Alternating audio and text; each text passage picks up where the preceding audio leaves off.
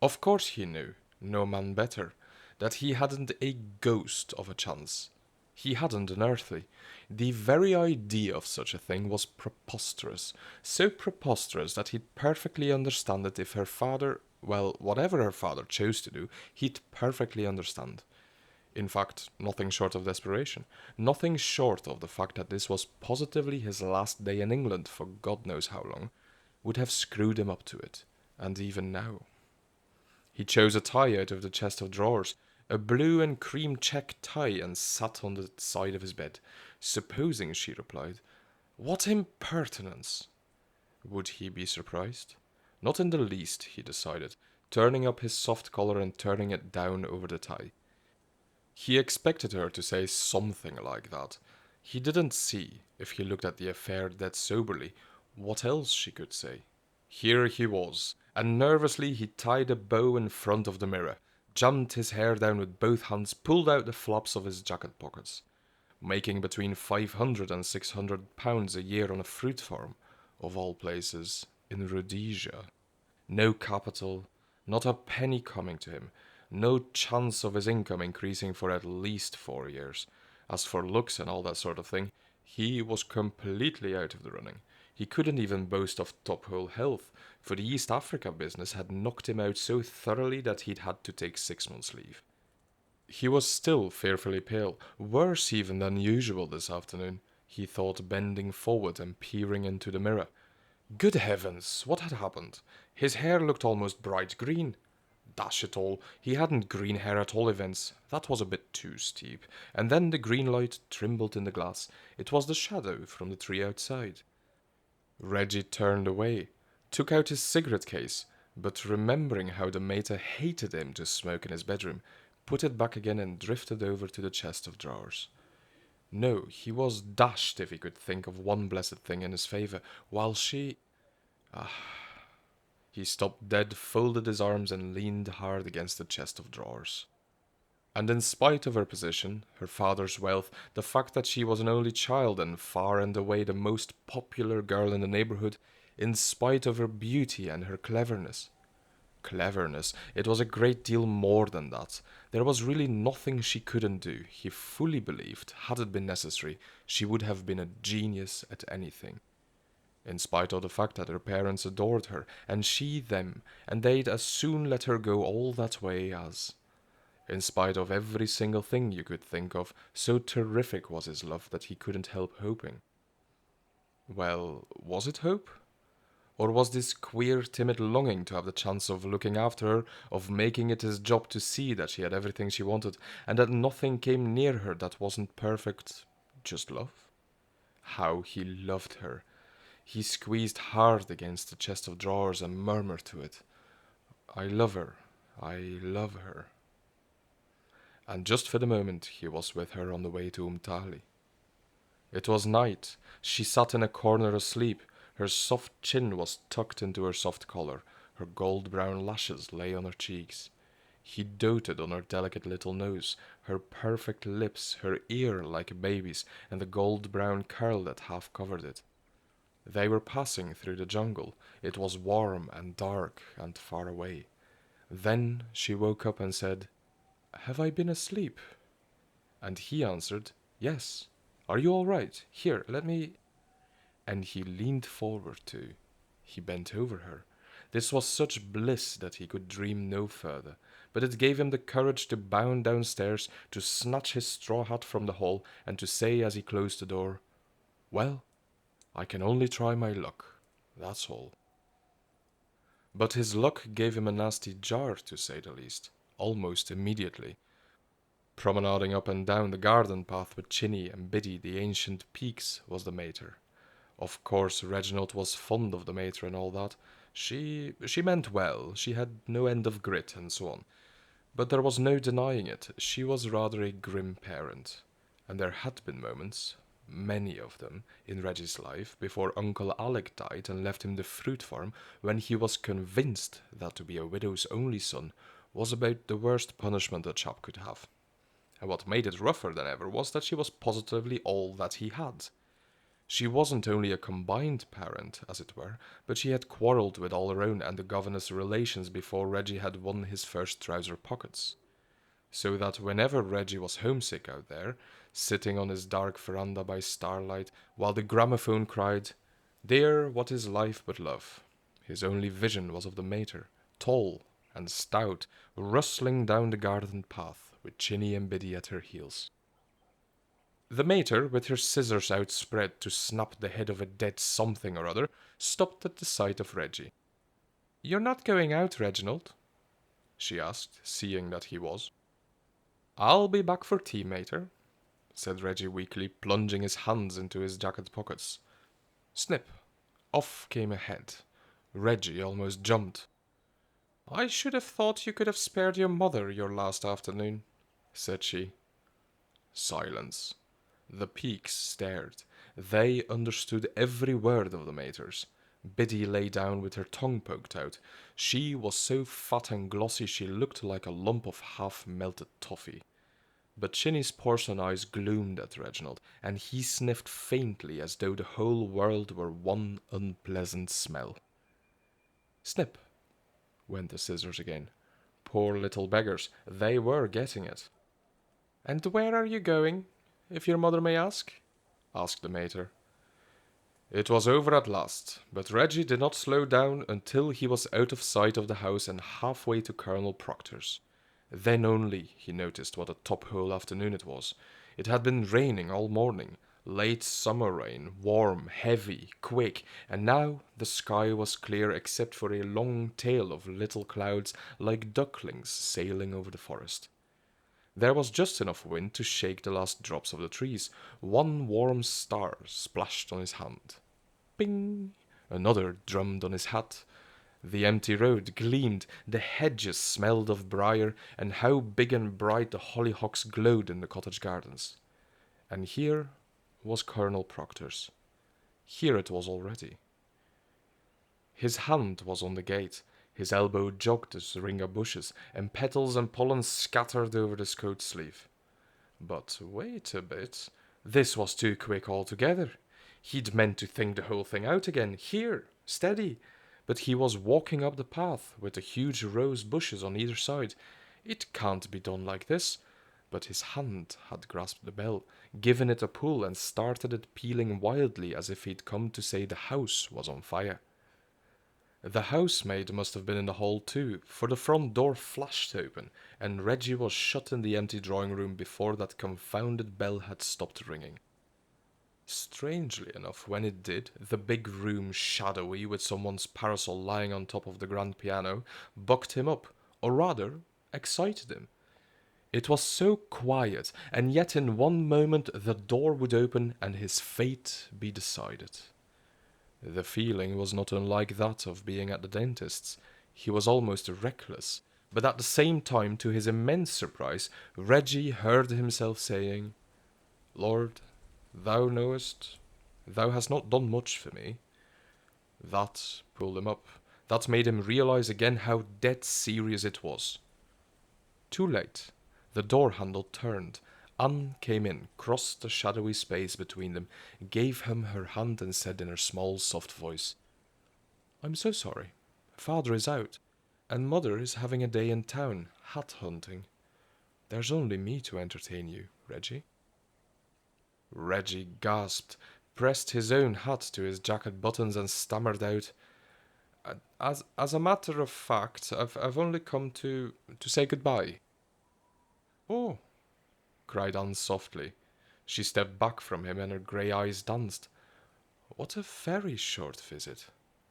Then, watching him, her chin tilted. She laughed outright, a long, soft peal, and walked away from him over to the piano and leaned against it, playing with the tassel of the parasol.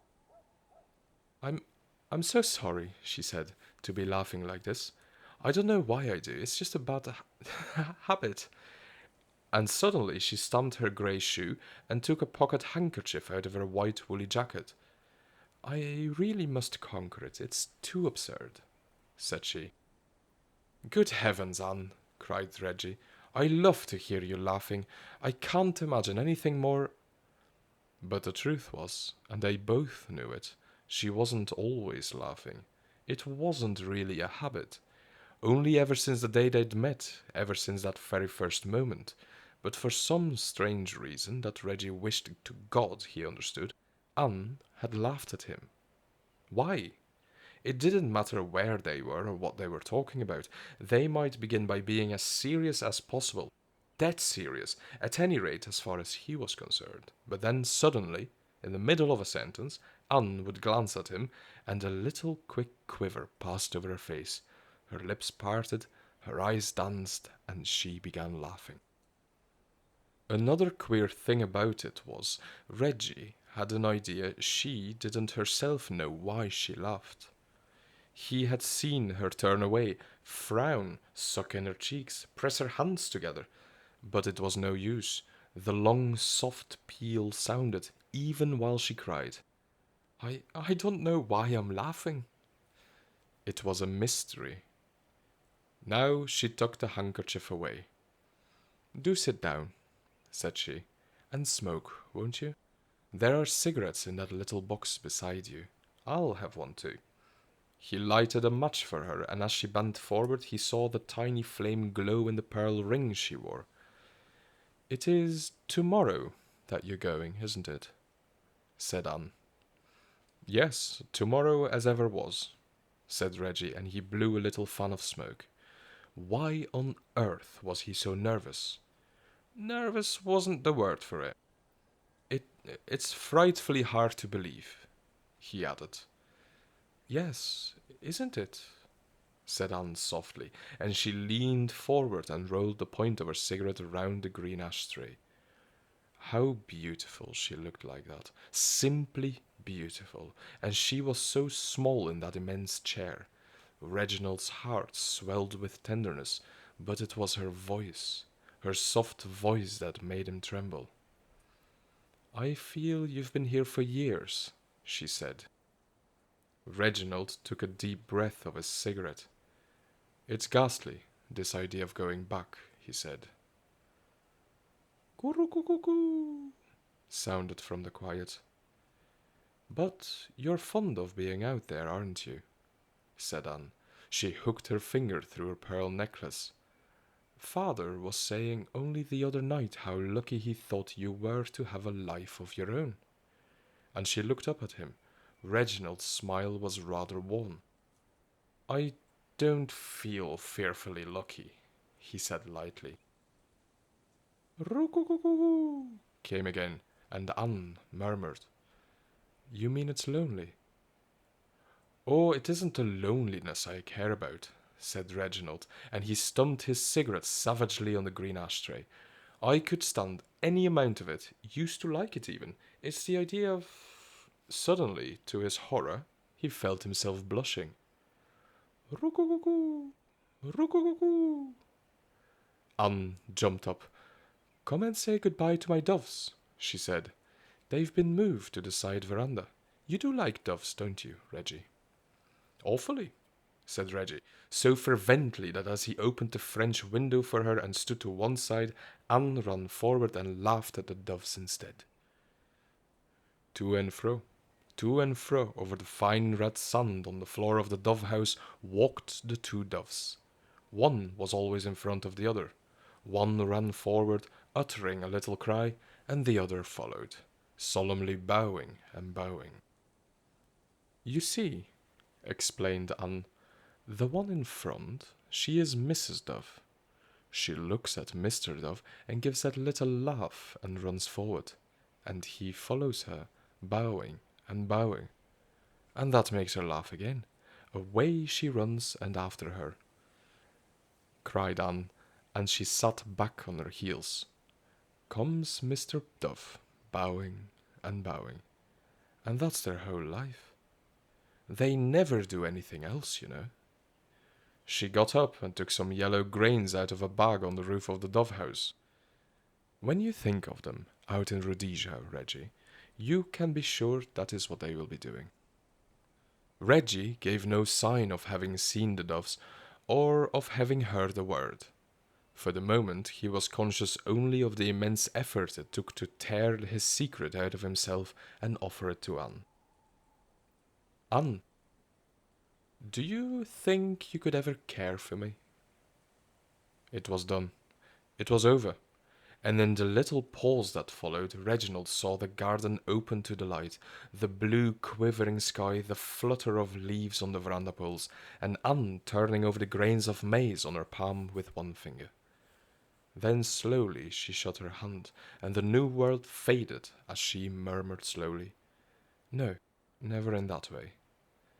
But he had scarcely time to feel anything before she walked quickly away, and he followed her down the steps, along the garden path, under the pink rose arches, across the lawn. There, with the gay herbaceous border behind her, Anne faced Reginald. "It isn't that I'm not awfully fond of you," she said. "I am, but—" Her eyes widened. "Not in the way—" A quiver passed over her face. "One ought to be fond of." Her lips parted, and she couldn't stop herself. She began laughing. "There! You see," she cried. "It's your checked tie! Even at this moment, when one would think one really would be solemn, your tie reminds me fearfully of the bow tie that cats wear in pictures. Oh, please, forgive me for being so horrid, please." Reggie caught hold of her little warm hand. "There's no question of forgiving you," he said quickly. "How could there be? And I do believe I know why I make you laugh. It's because you're so far above me in every way that I am somehow ridiculous. I see that, Anne. But if I were to—" "No, no." Anne squeezed his hand hard.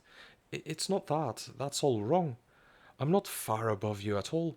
You're much better than I am. You're marvelously unselfish and kind and simple. I'm none of those things. You don't know me. I'm the most awful character," said Anne. "Please don't interrupt. And besides, that's not the point. The point is—" She shook her head. "I couldn't possibly marry a man I laughed at. Surely you see that. The man I marry—" breathed Anne softly. She broke off. She drew her hand away, and looking at Reggie, she smiled strangely, dreamily. "The man I marry?" And it seemed to Reggie that a tall, handsome, brilliant stranger stepped in front of him and took his place. The kind of man that Anne and he had seen often at the theatre, walking onto the stage from nowhere, without a word catching the heroine in his arms, and after one long tremendous look, carrying her off to anywhere. Reggie bowed to his vision. "Yes, I see," he said huskily. "Do you?" said Anne. "Oh, I do hope you do, because I feel so horrid about it. It's so hard to explain. You know, I've never—" She stopped. Reggie looked at her. She was smiling. "Isn't it funny?" she said. "I can say anything to you. I always have been able to from the very beginning." He tried to smile, to say, "I'm glad." She went on. "I've never known anyone I like as much as I like you. I've never felt so happy with anyone. But I'm sure it's not what people and what books mean when they talk about love. Do you understand? Oh, if only you knew how horrid I feel. But we'd be like Mr. and Mrs. Duff." That did it. That seemed to Reginald final, and so terribly true that he could hardly bear it. "Don't drive it home," he said, and he turned away from Anne and looked across the lawn. There was the gardener's cottage with a dark ilex tree beside it. A wet blue thumb of transparent smoke hung above the chimney. It didn't look real. How his throat ached. Could he speak? He had a shot. "I must be getting along home," he croaked, and he began walking across the lawn. But Anne ran after him. "No, don't. You can't go yet," she said imploringly. "You can't possibly go away feeling like that." And she stared up at him, frowning, biting her lip. "Oh, that's all right," said Reggie, giving himself a shake. I'll. I'll. And he waved his hand as much to say, get over it. But this is awful, said Anne. She clasped her hands and stood in front of him. Surely you do see how fatal it would be for us to marry, don't you? Oh, quite, said Reggie, looking at her with haggard eyes. How wrong, how wicked, feeling as I do. I mean, it's all very well for Mr. and Mrs. Dove, but imagine that in real life. Imagine it. Oh, absolutely, said Reggie, and he started to walk on, but again Anne stopped him.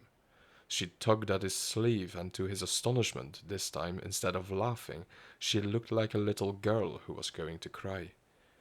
Then why, if you understand, are you so unhappy? She wailed. Why do you mind so fearfully? Why do you look so awful? Reggie gulped, and again he waved something away. I can't help it, he said. I've had a blow. If I cut off now, I'll be able to... How can you talk about cutting off now? Said Anne scornfully. She stamped her foot at Reggie. She was crimson. How can you be so cruel? I can't let you go until I know for certain that you are just as happy as you were before you asked me to marry you. Surely you must see that. It's so simple. But it did not seem simple at all to Reginald.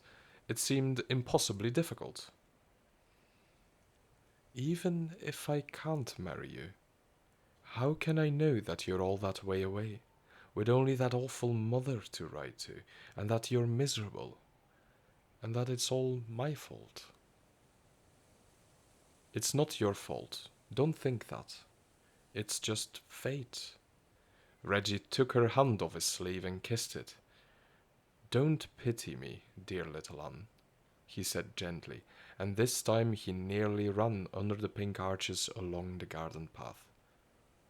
Roo-coo-coo-coo, roo-coo-coo-coo, sounded from the veranda.